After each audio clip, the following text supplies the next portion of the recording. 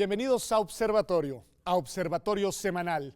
El día de hoy vamos a hablar de esta figura que se ha vuelto muy polémica y que ha generado además mucha tinta y mucho debate en estos días, de las candidaturas independientes. Sebastián, quizá lo primero que hay que hacer es un poco reconstruir la historia de la figura. Es decir, luego llegaremos al entuerto en el que nos metió el Tribunal Electoral y al debate de estos días, pero empecemos un poco recuperando qué son las candidaturas independientes y de dónde vienen en nuestro debate político nacional. Claro, mira, esta figura política es algo que es relativamente nuevo en nuestro país, pero en realidad ha existido en muchos lugares hace mucho tiempo. Es un espacio para que ciudadanos o ciudadanas que no están vinculadas a un partido formalmente puedan participar en una elección y competir por un cargo de elección popular.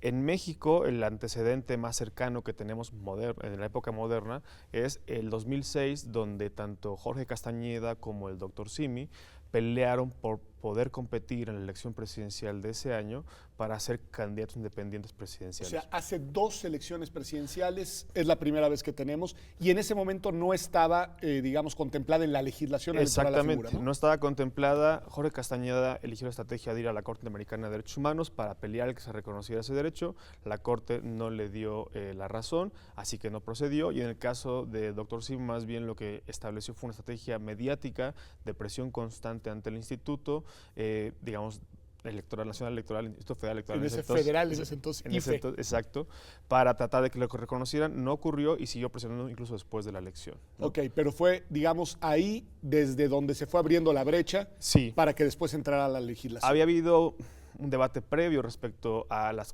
independientes antes del 2006, pero digamos, esa fue la primera vez que se concretó en 2 personas que deseaban ser candidatos independientes. Pasamos después muchos años hasta la reforma política del 2013-2014, donde finalmente se establece en la ley la posibilidad de que haya candidatos independientes. Tu opinión sobre la figura, porque es polémica, hay quien ha sostenido que viene a refrescar la vida política y que viene además a inyectarle nueva legitimidad a las democracias, y hay quien sostiene que por el contrario socava la lógica de la organización a través de partidos políticos de las democracias modernas. Pero a ver, yo entiendo la demanda de muchos ciudadanos y actores políticos no partidistas de la necesidad de construir esta figura política. ¿Por qué? Porque los partidos están deslegitimados en México, como lo están en buena parte del mundo, y la expectativa de que las candidatos independientes van a, como tú dices, traer aire nuevo, fresco. Ahora, creo que como ocurre con otros temas en materia electoral en México, se han generado falsas expectativas o quizás expectativas demasiado grandes respecto a lo que van a aportar las candidatos independientes a la vida política nacional, porque ya lo han planteado muchos otros analistas. Tiene mucho más sentido un candidato independiente para una diputación federal, local, para un ayuntamiento, para una senaduría incluso, que para un cargo ejecutivo, estatal o federal. Imaginemos, por ejemplo, que Margarita Zavala o Jaime Rodríguez el Bronco ganan esta elección. Se ve poco probable, pero imaginemos que eso ocurre. ¿Cómo van a gobernar? Claro. No tienen una mayoría en el Congreso. ¿Quiénes van a ser sus interlocutores en sede legislativa, ¿no? Los partidos políticos tienen un sentido de existir, aunque en este momento todos los veamos con mucho escepticismo y crítica, ¿no? Pero, digamos, es necesario construir mayorías legislativas para poder aprobar una agenda de gobierno. Que de hecho es una de las discusiones que está en otras de las alternativas políticas que compiten a la presidencia, la de construir gobiernos de coalición desde el Poder Legislativo, precisamente haciéndose cargo de que es necesaria una relación constructiva entre el titular del Ejecutivo y los legisladores. Exactamente. Y eso es algo que parece muy difícil que logren construir un candidato independiente o una candidata independiente en caso de lograr el triunfo para la elección presidencial. Entonces retomemos ese punto que me parece muy interesante. Tiene más sentido la figura para otros cargos y sobre todo para los cargos más cercanos a la gente, digamos. Así es. Y ahí sí tenemos también candidaturas este año. Quizá eso, dar un medio mapa no está mal. Así es, tenemos en este momento a nivel federal 48 candidatos independientes. 48 a nivel federal. Así es, 2, los más visibles son los presidenciales, Margarita Zavala y Jaime Rodríguez el Bronco. Después tenemos 7 para senadores y el resto son para diputaciones federales. Para diputaciones federales. Que son, me parece, el doble de lo que ocurrió en 2015, que fue la primera ocasión en la que hubo candidaturas independientes a nivel federal. A ver, ya este dato me va permitiendo ir puntando los dardos. Eso quiere decir que sí se podía registrar la candidatura independiente. Sí, por supuesto que se podía, digamos, tanto procedimentalmente como políticamente. Era un tema de planeación previa, de organización previa y después de ejecución durante el periodo que les dio el Instituto Nacional Electoral a cada uno de ellos. A ver, hay quien dice que la legislación hace imposible las candidaturas independientes, hay quien dice que no solo es la legislación, sino el mecanismo que dispuso la autoridad electoral para lograr conseguir los apoyos que te permitieran cumplir los requisitos. Así es. A ver, comencemos con la legislación. Me parece que dependiendo el puesto, obviamente la dificultad se incrementa y se incrementa radicalmente. En el caso de los aspirantes a una candidatura presidencial, en esta ocasión tenían que juntar más de 855,000 firmas, lo cual es un universo enorme, ¿no? Además, con una distribución geográfica Exacto, muy compleja. tenían que conseguir al menos el 1% de la lista nominal en por lo menos 17 entidades federativas. Esto pintaba que nadie lo iba a conseguir. Ahora, digo una pausa, porque pintaba, tiene razón, pero también tiene sentido, pues hablamos de un país de muchos millones de... Yo coincido contigo. Tú esperas que tanto un partido político nacional como un candidato independiente que quiere contender por un cargo de nivel nacional logre demostrar que tiene apoyo en buena parte del país. Ese es un punto. El otro es plantear esta cifra del 1% de la lista nominal a nivel nacional. ¿Es realista para alguien que quiera aspirar a una candidatura presidencial? ¿Los obliga o los pone en una circunstancia en la que deben recurrir a redes clientelares para hacerlo? Es otro debate que vale la pena, ¿no? Quizás vale la pena considerar este elemento de necesitan representar a todo el país, pero al mismo tiempo no pongamos requisitos que los obliguen o que les generen incentivos para recurrir a estas redes clientelares. O sea, ahí tenemos una cuestión, una tensión, digamos, entre la necesidad de acreditar presencia nacional y la dificultad práctica de acreditarla. Y en este caso, pues emprendieron la tarea varias personas y tenemos 2 en la boleta por lo pronto. Así es, tenemos 2 en la boleta. Y si quieres regresamos al tema de la aplicación, ¿no? Que ha sido otro... La aplicación del Instituto Nacional Electoral, que ha sido también criticada. Exacto. En 2015, ¿cómo funcionó? La primera vez que se implementaba, lo que se le pidió a los aspirantes, como está en la ley, es que entregaran un formato con los datos del ciudadano o ciudadana que les estaba otorgando su apoyo y además una fotocopia de la credencial electoral. Okay. Llenabas, compilabas, yo apoyo a Sebastián Garrido para candidato tal, y además mi credencial de elector. Exactamente. ¿Cuál es el problema ahí? Bueno, hay 2. El primero es, no sabes si la o el ciudadano efectivamente otorgó su apoyo al aspirante candidato independiente porque pudieron, como sabemos ahora, pudieron haber conseguido fotocopias en gran volumen de credenciales de elector en algún mercado ilegal, ¿no? Porque además, la verdad es que en este país vamos dejando fotocopias de nuestra credencial de elector hasta para entrar al dentista, digamos. Exactamente. Y digamos, ahí perdemos control de quién está haciendo uso de esas credenciales de elector. Ese es un primer tema. El segundo es que una gran cantidad de gente manejaba todos los formularios dentro del equipo de cada aspirante y después cuando se trasladaba a la autoridad electoral. ¿Qué implicaba eso? Que no había certeza del cuidado de la protección de los datos personales de los ciudadanos que efectivamente otorgaron su apoyo a un aspirante. Ponías en las manos de alguien todos tus datos y quién sabe qué hacía con ellos antes de llevarlo al entonces IFE. Exacto. Y una tercera consideración que me parece que hizo el INE es, digamos, pensar en la magnitud de los apoyos que iban a recabar los aspirantes y que tendría que revisar la autoridad. Con todo esto en mente, en agosto del año pasado aprobaron justamente la aplicación, ¿no? Que lo que consiste es una aplicación para dispositivos móviles donde tienes que haber registrado a los auxiliares que van a participar ayudando a cada aspirante candidato independiente. Un auxiliar toma su celular, toma una fotografía de la credencial de elector en ambos lados. Y lo que hace la aplicación no es distinguir si son credenciales de lector o fotocopias o tarjetas de alguna farmacia o una lata de refresco, como han argumentado un tanto sarcásticamente los aspirantes a candidato independiente, sino lo que hace es buscar ciertos datos en ciertas posiciones específicas, datos de texto. Okay. Cuando los encuentra, los captura y toma, digamos, considera eso un registro de información, mismo que manda a el servidor del INE. Hay una primera pausa. La aprobación de esta aplicación, porque esa ha sido también materia de discusión, la llevó a cabo el Instituto Nacional Electoral y fue validada por el Tribunal Electoral del Poder Judicial de la Federación. Así es. La aplicación fue aprobada por el Consejo General del INE en agosto del año pasado, fue impugnada por varios partidos.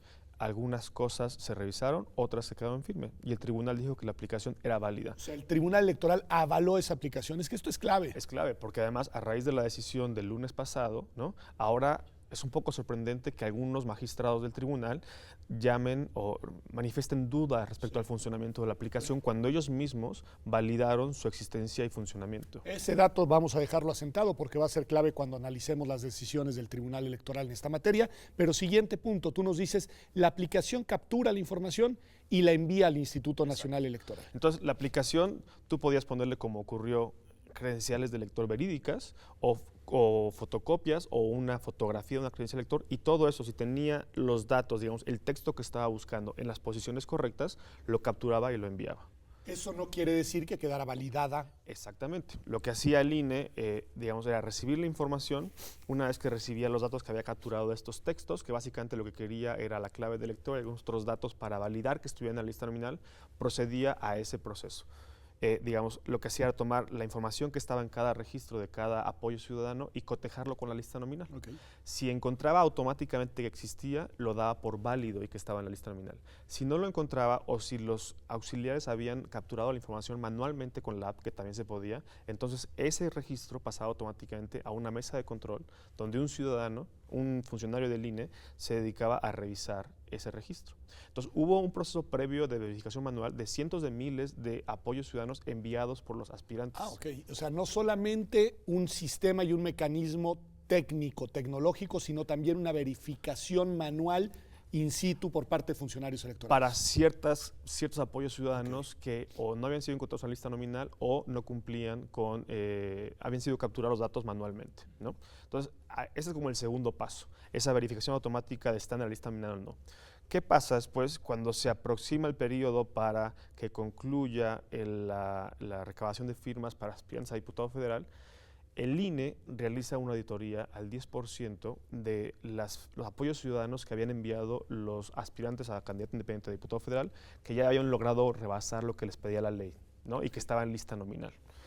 Hace esa auditoría y se da cuenta que en buena parte de los apoyos de estos aspirantes a candidato independiente a diputado federal había cosas muy raras, como que la imagen que había capturado la app no correspondía a una credencial de lector de verdad, sino a una credencial de lector simulada. ¿Qué quiero decir por simulada?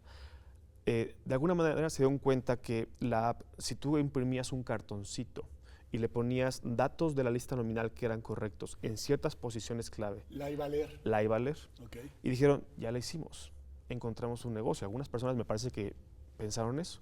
¿Por qué? Porque desde la revisión de los apoyos ciudadanos de los aspirantes a candidato independiente a diputado federal, encontraron que un número significativo habían procedido de esta forma. Entonces, el INE lo que decidió en ese momento es a todos los aspirantes a candidato independiente a diputado federal que lograron demostrar el 100% más de apoyos y que están en la lista nominal, a todos les vamos a revisar el universo completo de apoyos ciudadanos. Wow. Y ahí fue donde el INE descartó que de los 47 que habían conseguido inicialmente juntar los apoyos y que estaban en la lista nominal, ahí descartó a unos 24. Muy importante. Yo creo que vamos a hacer una pausa en este punto porque lo que nos has ayudado no solamente es entender el origen de la figura de las candidaturas en nuestra legislación, sino también a describir muy bien el mecanismo, creo yo, esto lo digo yo, no lo ha dicho Sebastián, muy escrupuloso, técnicamente muy sólido, muy minucioso, muy cuidadoso y muy puntilloso a cargo del Instituto Nacional Electoral y sin embargo vamos a ver qué pasó y qué pasó en particular en el caso de El Bronco. Pero ya volvemos. Esto es Observatorio Semanal.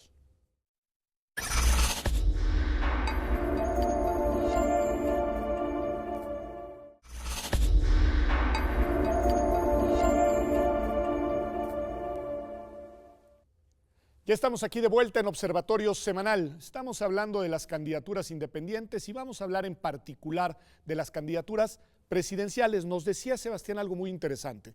Nos decías que al realizar la verificación de los apoyos o supuestos apoyos presentados por los aspirantes a candidaturas, en particular hacía la referencia a diputados federales, el Instituto Nacional Electoral encontró que en un contingente importante de ellos habían apoyos simulados, habían apoyos que no eran reales y que habían intentado falsear el mecanismo técnico con el que el instituto había dispuesto, digamos, la acreditación de estos apoyos y que además, lo digo porque es muy importante, esta conclusión fue posible porque se realizó una verificación también manual de aquellos apoyos que estaban en duda. Así es. Bueno, eso que pasó para diputados federales se extrapoló por lo que pudimos ver en el caso de los aspirantes a presidente de la República.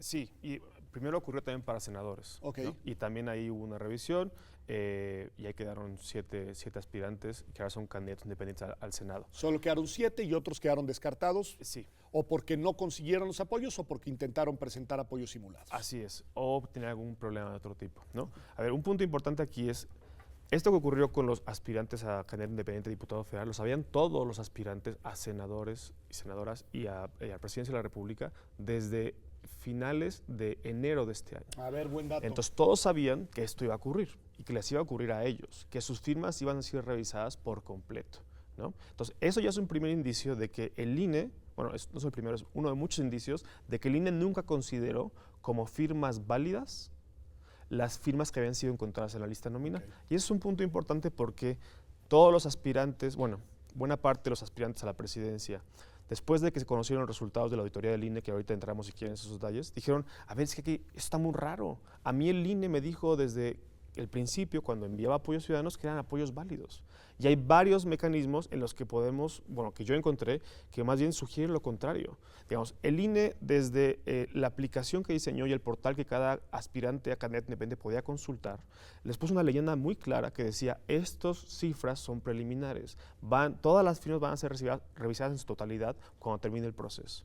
Cuando publicaba el INE informes diariamente, incluyó una leyenda que decía información preliminar. Cuando incluyó una columna para ver qué número de firmas recabadas habían sido encontradas y en la lista nominal, lo llamó así, firmas encontradas en la lista nominal, información preliminar. Esto es bien importante, claro. Porque los candidatos independientes que todavía no están en la boleta, pero están peleando, en concreto Armando Ríos Peter, ha dicho lo contrario, ha dicho que a él ya le habían validado y que él ya daba por buenos sus apoyos y que luego el INE lo sorprendió. Sí, coincido, es muy importante resaltar ese dato. Otra cosa relevante es, desde que terminó el periodo para recabar firmas para los aspirantes a una candidatura independiente presidencial, que fue el 19 de febrero, desde ese momento sabían que entre el 30 y el 40% de las firmas que habían recabado no habían sido consideradas válidas por el INE. Desde entonces sabían, otra vez, que un número significativo de sus firmas, que en algunos casos oscilan entre 500 y 700 mil firmas, no habían sido consideradas válidas por el INE por diversos motivos, porque no habían sido encontradas en la lista nominal, porque habían sido duplicados, cosas por el estilo. Hasta ese momento, los tres principales aspirantes a una candidatura independiente presidencial parecían estar satisfechos con el resultado. No dijeron nada. No dijeron nada porque parecían estar Que confiados. eran Margarita Zavala, el Bronco y Ríos Peter. ¿no? Entonces parecían estar contentos con el resultado porque pensaban que tenían un colchoncito lo suficientemente grande como para la auditoría final que realizaría el INE. Esa auditoría empezó el 20 de febrero y concluyó el 16 de marzo.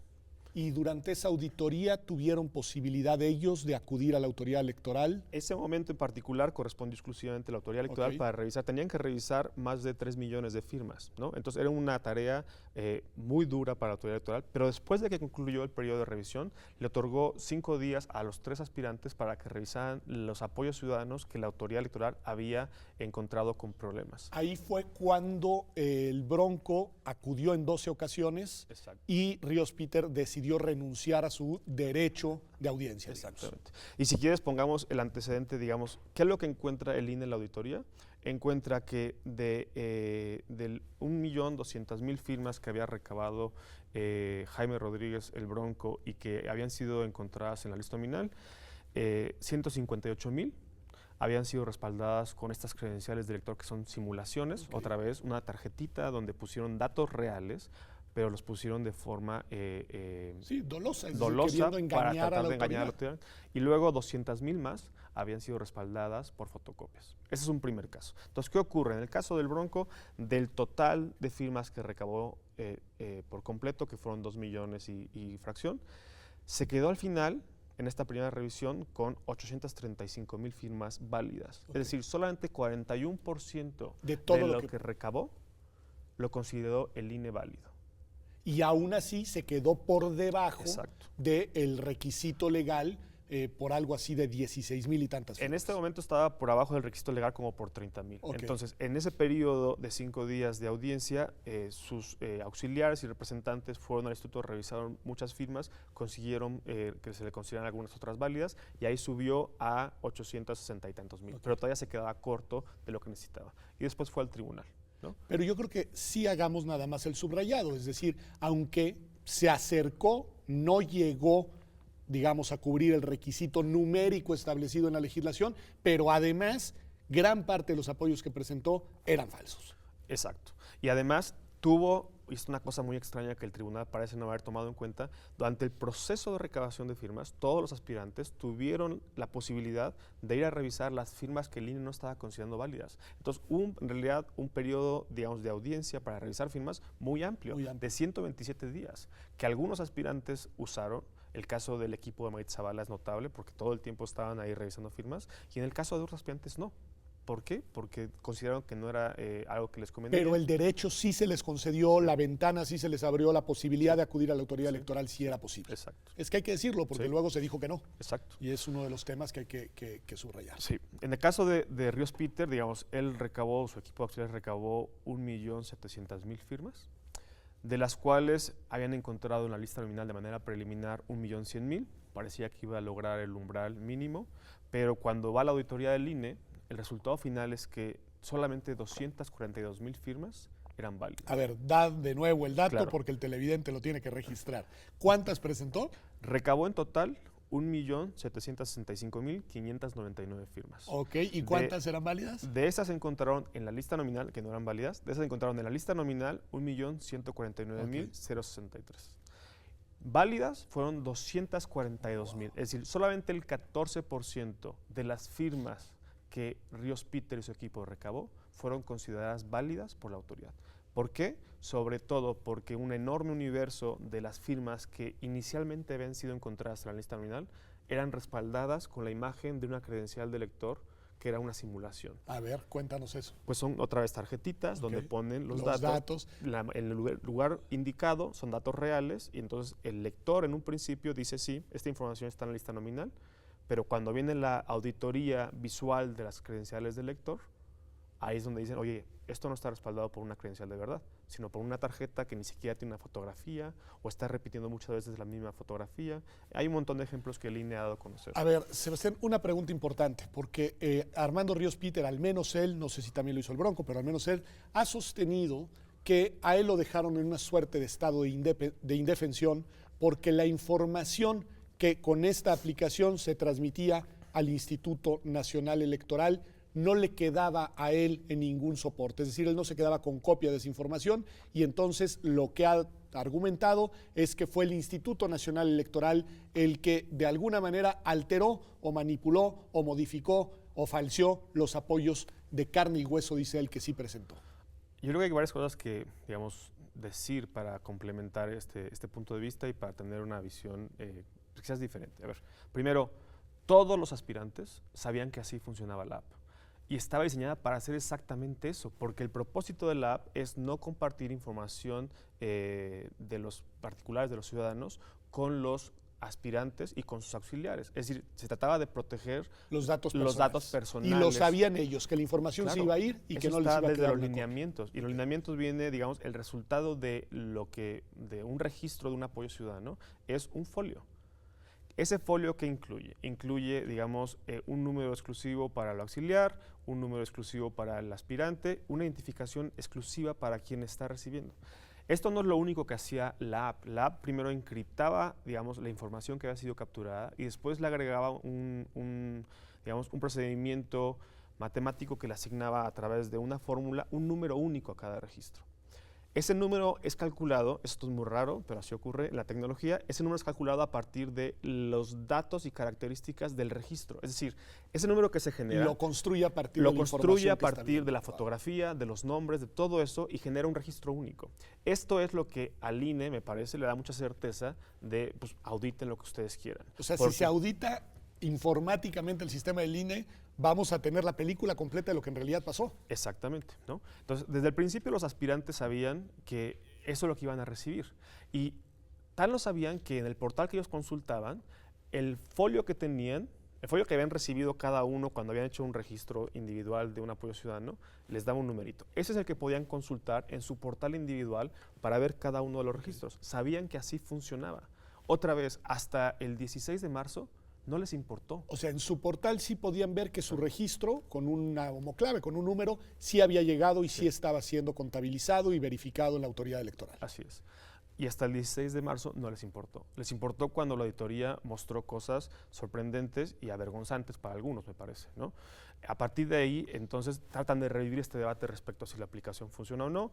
Ese debate se murió, pero ahora es, a mí me dejaron en estado de indefensión, ¿no? Cuando yo creo que más bien la circunstancia que enfrenta Ríos Peter es una circunstancia muy difícil porque desde que terminó la auditoría y tuvo sus primeros 5 días para revisar sus firmas y tratar de demostrar con evidencia que 811,000 firmas no habían sido apoyadas por simulaciones, frente a la dificultad de eso, por lo que optó más bien por tratar de desvirtuar por completo el proceso. Sí, ¿no? sí. Él ha criticado al Instituto Nacional Electoral diciendo que eso fue todo mal hecho. Así es. Entonces empezó con una crítica genérica, el tribunal también de manera sorpresiva, después de que el aspirante no usó sus 5 días de manera voluntaria, el tribunal le da 10 días más. O sea, que renunció a su derecho a acudir y de todos modos le dieron 10 días Así más. es, lo cual es muy extraño, ¿no? Pero así funcionó, así fue la decisión de una mayoría de 4 magistrados contra 3 el lunes pasado.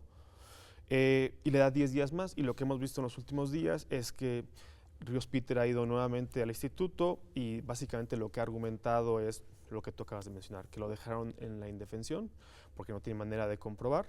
Él podría comprobar, digamos, podría ir uno por uno diciendo esa no es una simulación, es una credencial de verdad.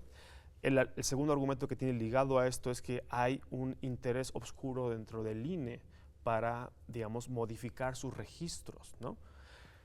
Lo que implica eso es de unas magnitudes enormes. Primero es que funcionarios del INE están, digamos, tratando de afectarlo directamente, lo cual tendría que demostrarlo con evidencia, no solamente con dicho.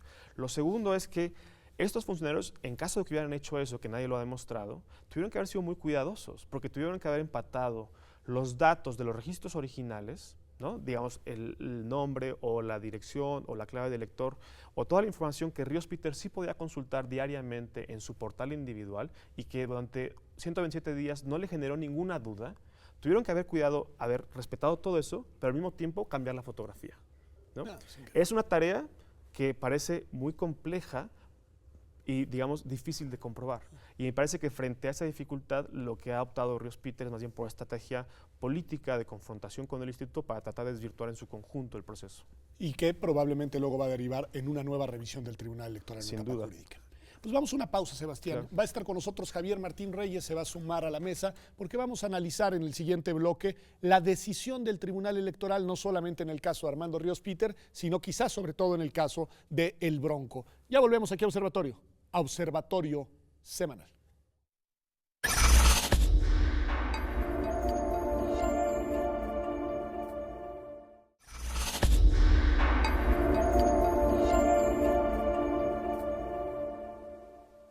Ya estamos de vuelta aquí en Observatorio Semanal. Estamos analizando este caso de las candidaturas independientes. Sebastián Garrido nos ha ayudado a entender cómo se diseñó, cómo se validó, cómo se aprobó y cómo se utilizó la aplicación para la captura de apoyos que después el INE verificó. Nos ha dicho que además la verificación, cuando fue necesario, se hizo físicamente de cada uno de los registros y nos ha dado los números de cómo quedaron los datos de los candidatos independientes. Y lo que tenemos en los datos es que ni El Bronco ni Armando Ríos Peter lograron el número de apoyos ciudadanos necesarios para poder estar en la boleta electoral. Y sin embargo, Javier, el Tribunal Electoral del Poder Judicial de la Federación, en una decisión que ha generado una enorme polémica en la opinión pública, decidió que se le debía otorgar y ordenó al INE otorgar el registro al Bronco y le dio, como nos dijo Sebastián, 10 días a Armando Ríos Peter para que acudiera a la autoridad electoral para que revisaran sus apoyos. ¿Qué opinión te merece la sentencia? Pues a ver, yo creo que, como bien dices, Pedro, es quizá la sentencia del Tribunal Electoral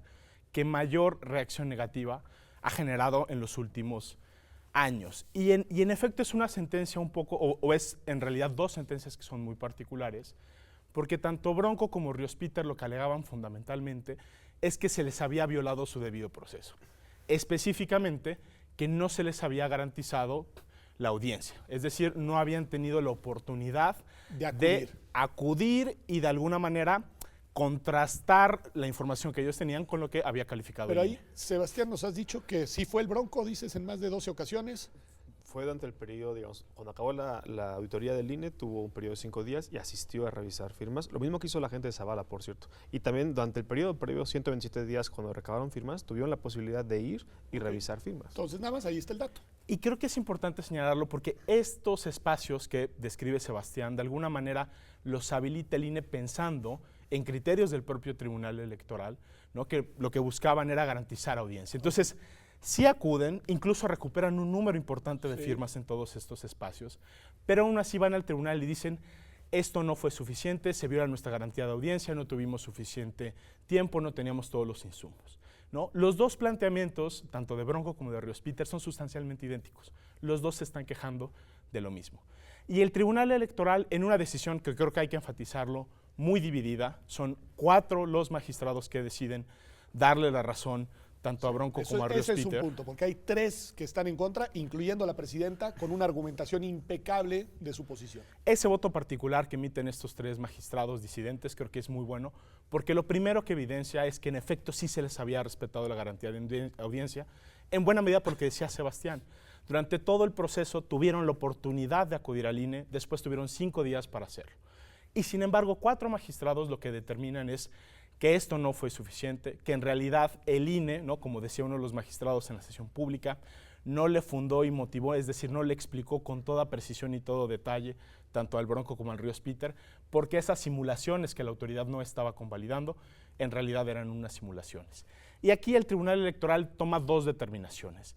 En el caso del Bronco dice, dado que es un candidato que está muy cerca del umbral que marca la ley, que son una cosa así como 866,000 firmas. 593. Y dado que en ese proceso de verificación que nos describía Sebastián, ¿Recuperó sí algunas? fue recuperando algunas, aquí vamos a extrapolar, por así decirlo, ese porcentaje de firmas que fue recuperando a lo largo del camino, y vamos a suponer que el Bronco sí cumplió con el requisito. A ver, Sebastián, tu opinión a eso, porque es muy interesante. Es decir, Digamos, a mí en ese punto en particular lo que me sorprende es la falta de motivación, digamos, probabilística o estadística, ¿no? Simplemente es, a ver, teníamos un universo de firmas donde se revisaron, firmas no validadas inicialmente por el INE, se revisaron y encontramos esta cantidad. Nos faltaban revisar todas estas. Concluimos que en lo que no revisamos íbamos a encontrar lo mínimo, lo que necesitaba para conseguir la candidatura. Suponiendo que lo que no había sido, digamos, el universo de firmas donde el INE dijo, estas no son válidas, eran como un universo aleatorio, cuando no lo es, había un motivo por el cual estaban ahí. Entonces no podemos asegurar que lo que le faltaba al Bronco iba a ser encontrado ahí. o sea, se le dio el registro sin acreditar fehaciente, puntual y objetivamente que contó con los apoyos ciudadanos. Hoy en día no sabemos si el Bronco cumplió o no cumplió con el requisito. Y a través de esta inferencia que describe muy bien Sebastián, es que la Sala Superior razona. Pues claro, ¿no? Si encontré aquí un porcentaje, seguramente lo voy a encontrar acá. Lo cual no tiene el menor fundamento empírico o probatorio. Bueno, esa es la primera determinación que toma, por así decirlo, la mayoría. Dicen hay una violación a la garantía de audiencia. 2, suponemos entonces que sí cumplió con el requisito. 3, ordenamos que el INE haga el registro automático del Bronco. Perfecto, esa fue una de las soluciones que idea el Tribunal Electoral. En el caso de Ríos Peter, ¿no? Dice una cosa diferente. Dice, bueno, se te violó tu garantía de audiencia, no tuviste la posibilidad de ir al INE, que sí la tuvo. Que sí la ¿no? tuvo Que sí y la no tuvo, la utilizó. pero el Tribunal Electoral dice, pero decidió no acudir. Entonces, a Ríos Peter, en vez de hacerle este ejercicio estadístico, lo que vamos a hacer es lo que cualquier tribunal haría, que es decir, ante una violación al procedimiento, regresamos al estado donde se cometió la violación y volvemos a revisar las firmas. Por eso es que a Ríos Peter se le dan 10 días para que acuda al INE y pueda demostrar, ¿no?, que esas más de 800,000 apoyos simulados, pues quizá no lo eran. Si estoy entendiendo bien, se debió de haber hecho lo mismo con el Bronco. Regresarlo a la autoridad electoral a que revisaran a ver si encontraban aquellos apoyos necesarios para cumplir con el requisito, Sebastián. Si me preguntas a mí, sí. Sí. Yo creo que eso tuvo que haber sido la terminación. Si el problema era que no se le dio la audiencia suficiente o no se respetaron ciertos derechos, tuvieron que haber restituido su derecho de audiencia, ¿no? En cambio, tomaron esta decisión de, pues aquí vemos que recabó esto, recuperó esto, podemos inferir que lo hubiera alcanzado. ¿Qué más? Yo estoy totalmente de acuerdo con Sebastián. O sea, creo que no solo jurídicamente será la mejor solución, sino también creo que hay una muy mala consecuencia de esta sentencia para el Tribunal Electoral, es que en el sentido de que sí afecta su legitimidad, ¿no? Okay. O sea, cuando vemos que los jueces constitucionales toman este tipo de determinaciones, cuando vemos que dan tratos completamente diferenciados a actores que sustancialmente se encuentran en la misma posición, creo que sí queda un muy mal sabor de boca, y creo que ese mal sabor de boca además se expresó con toda claridad en las críticas y en la crítica de la opinión pública en particular, que se suscitó con posterioridad al dictado de estas dos sentencias. ¿Coincide, Sebastián, en que el tribunal sale, digamos, lastimado en su legitimidad de cara a la opinión pública? Sí, muy lastimado, tanto la noche en donde tienen la sesión pública, como me parece incluso en la conferencia de prensa. A ver, esto de la conferencia de prensa, ¿qué opinión? Porque Pues digo, yo no recuerdo otro espacio como ese en donde los miembros del Tribunal Electoral convocaron una conferencia de prensa para explicar una decisión que había sido criticada por la opinión pública, ¿no? Ellos dicen que no se fijan en, digamos, afiliaciones políticas, personales, es únicamente una determinación para proteger derechos, pero parece el mismo hecho de que estén en una conferencia de prensa, a mí me parece que muestra lo contrario. Sí les importa tratar de, digamos, demostrar que están en lo correcto, presentándose ante los medios de comunicación para defender lo que hicieron unos días previos. Y hay cosas muy raras, o sea, como ese día fue el jueves en la mañana estaba Armando Ríos Peter en el INE, y uno de los primeros argumentos, y que él televisó a través de Facebook Live, a mí no me están permitiendo, no tengo manera de defenderme porque no me dieron elementos suficientes, el folio no me alcanza. Ese mismo día, el magistrado Vargas está en esa conferencia de prensa argumentando lo mismo. o sea, Casi al mismo tiempo argumentan lo mismo, cuando además creo que el magistrado Vargas no manifestó esto ante la sesión pública. Y yo creo que yo estoy de acuerdo, yo sí creo que los jueces tienen que hablar a través de sus sentencias, ¿no? O sea, lo que tendríamos que estar discutiendo es el los documento términos de las jurídico. sentencias, que además es mala. Pero además, en el caso de la Sala Superior, tienes una primera ventana, ¿no? Que es la sesión pública, que todos sabemos que no es una sesión de discusión, sino es una sesión de explicación, donde los magistrados explican por qué están votando, como lo hacen. Ya lo habían hecho. Y después abren un segundo espacio para tratar de responder a las críticas, donde no solo reiteran los argumentos que ya dijeron en la sesión pública, sino que incluso introducen otros adicionales, ¿no? Como los que está mencionando Sebastián. Hay cosas que se dijeron en esa conferencia de prensa que no necesariamente están en la sentencia. Y eso sí creo que también debilita la justicia electoral, ¿no? Creo que a lo que tenemos que apostar es que los jueces electorales dicten buenas sentencias con claridad y que sean convincentes, y no que estén en medios de comunicación tratando de defender ante la opinión pública lo que no pudieron dejar muy claro en el documento importante que son las sentencias. A ver, pero retomemos alguno de los argumentos de los jueces, díganme su opinión, cuando ellos dicen, porque pues ahí lo sostienen, que lo que se está haciendo es respetar el principio de presunción de inocencia, y que lo que se está haciendo es garantizando derechos. De hecho, utilizan este concepto del garantismo, y que en realidad lo que están haciendo ellos es aplicar documentos y tratados internacionales y el artículo primero constitucional, maximizando los derechos de los ciudadanos. ¿Qué reacciona a esto? Yo creo que, con toda sinceridad, yo creo que el garantismo, el respeto a los derechos humanos, la maximización de derechos fundamentales, son cosas que nos tenemos que tomar muy en serio. El problema es cuando estos conceptos y cuando estas teorías se utilizan para justificar decisiones que no están bien fundamentadas. Creo que no hay nada en el garantismo y no hay nada en la maximización de derechos fundamentales que nos diga que un juez constitucional ante una violación procesal pueda hacer el tipo de inferencias que bien describió Sebastián, ¿no? Ahí lo que hicieron los magistrados electorales fue generar incertidumbre. Y si algo no le gusta al garantismo, es precisamente esa incertidumbre que se le generó a la ciudadanía, ¿no? Había un remedio perfectamente compatible con las dos cosas. Si en efecto la Sala Superior consideraba que hubo una violación a la garantía de audiencia, ¿no?, perfectamente pudo haber regresado el asunto para que el INE verificara si el Bronco alcanzaba o no alcanzaba esas firmas. Y eso a nosotros como ciudadanía nos hubiera dado muchísima certeza y hubiera generado confianza. Y esos también son principios y valores constitucionales que cuentan. Y al mismo tiempo, con esta solución pudo haberle garantizado en efecto al Bronco esa garantía de audiencia. Yo no estoy de acuerdo con la conclusión de la mayoría. Yo creo que la minoría lo deja muy en claro. Sebastián aquí también lo ha enfatizado. El Bronco acudió 12 veces, ¿no?, durante el periodo de revisión, y tuvo 5 días más. Yo no sé qué más garantía de audiencia puede tener alguien cuando la autoridad le está diciendo: mira, este apoyo que tú me mandaste es una simulación, ven y convénceme de que no lo es.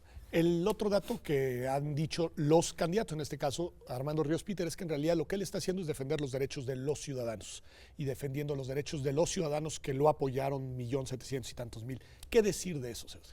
Pues, en fin, queda de su parte por demostrar que 811.000 de esos apoyos que sus auxiliares y él enviaron tienen un respaldo real, ¿no? Porque en este momento estamos hablando, de acuerdo con las cifras del INE, con 242.000 ciudadanos que efectivamente lo apoyaron, pero el resto por ahora parecen apoyos de cartón, ¿no? Que no tienen una voluntad ciudadana. Y eso es un punto interesante también respecto al garantismo, porque aquí la única preocupación son las garantías de los aspirantes a candidato independiente, pero no de los ciudadanos que probablemente no decidieron dar su apoyo voluntariamente a un aspirante candidato independiente. Sin embargo, alguien agarró su credencial de elector o su información de la lista nominal, la pusieron en un cartoncito y la fotografiaron, ¿no? Ahí nos están preocupando por proteger los derechos de esa parte de la ciudadanía. Que son derechos importantísimos, claro, que además contienen datos personales de los ciudadanos y además la expresión de una voluntad o la no expresión de una voluntad de apoyar una candidatura independiente. Javier, todavía hay, digamos, vías que están abiertas, es decir, el caso de Ríos Peter todavía no concluye. No, todavía no concluye. ¿Qué podemos esperar ahí? No desde el punto de vista de anticipar decisiones, pero ¿qué podemos esperar desde el punto de vista de las etapas? ¿Qué sigue? Digamos, a ver, pensando en cuál fue el remedio que dio la Sala Superior, bueno, da 10 días, entonces en esos 10 días lo que tendría que hacer Armando Ríos Peter es acudir ahora sí a las oficinas del INE, llevar todos los comprobantes que le dio la autoridad, ¿no? Pedirle a su equipo que junto con la gente del INE se pongan a revisar estos más de 800.000 apoyos. Y si de esa revisión se advierte que en efecto algunos de esos 800.000 no son cartoncitos, no son simulaciones, no son impresiones a color, no son fotografías de monitores, pues entonces el INE tendrá que reconocerle ese tipo de apoyos y en su momento ver si llega al umbral que requiere la ley. Es difícil anticipar qué va a pasar, no sabemos si va a acudir o no va a acudir, en qué términos lo va a hacer, si va a recuperar o no va a recuperar. Pero lo cierto es que esta sentencia sí nos abre otro compás de espera, porque tenemos que esperar a que transcurran los 10 días, tenemos que esperar a que el INE emita una nueva determinación e incluso esa nueva determinación podría ser impugnada otra vez ante la Sala Superior y la Sala Superior pues no sabemos qué va a resolver, ¿no? Este tipo de decisiones también nos generan a nosotros, ¿no? Como ciudadanos, pues mucha incertidumbre de cuáles son los criterios que utiliza la máxima autoridad jurisdiccional. Lo que sí sabemos es que los plazos van corriendo, que las campañas ya van en curso y que en todo caso, pues lo que tenga que pasar tendrá que pasar pronto, porque si no, suponiendo que el señor Ríos Peter fuera también a la boleta, pues tiene que hacer campaña. Tiene que hacer campaña y el INE tiene que hacer una enorme cantidad de modificaciones, nada más empezando, por ejemplo, por las boletas electorales. Ya no hablemos del formato de los debates, ¿no? Del financiamiento público, que también tienen algo los candidatos independientes, la distribución de tiempos en radio y televisión. Creo que esa es una de las paradojas, ¿no? O sea, uno de los argumentos para darle el registro automático al Bronco era precisamente esto. Ya iniciaron las campañas, cada día que pasa cierre palabra. Bueno, pues mientras el Bronco sí puede hacer campaña y mientras sí puede mandar a sus representantes al INE y mientras él sí va a recibir spots y financiamiento público, Armando Ríos Peter, ¿no? Tiene estos 10 días donde todavía tiene que esperar, donde no puede hacer campaña, donde no va a recibir recursos públicos y donde no va a tener spots de radio y televisión. Hay un trato desigual, creo que clarísimo, ¿no? En estas dos sentencias. Por parte del Tribunal Electoral. Claro. O sea, sí, eso lo advertirían ustedes. Nada más así para decirlo, que estamos cerrando el programa. Entonces, desde tu punto de vista, Sebastián, se equivocó el Tribunal Electoral. Sí. Desde tu punto de vista, Javier, se equivocó el Tribunal Electoral, sin duda. Creo que es desde el punto de vista de la enorme mayoría de quienes hacen opinión pública en el país, porque en esta ocasión lo ha dicho Javier Martín Reyes y tiene razón, pareciera que hay una suerte de consenso en la opinión pública de que esta decisión no contribuye a la certidumbre, no contribuye al fortalecimiento de las instituciones electorales y no contribuye al buen desarrollo del proceso electoral de esta muy compleja elección de 2018. Pero bueno, esto ha sido Observatorio Semanal. Nos vemos aquí en TV UNAM como todas las semanas el próximo domingo.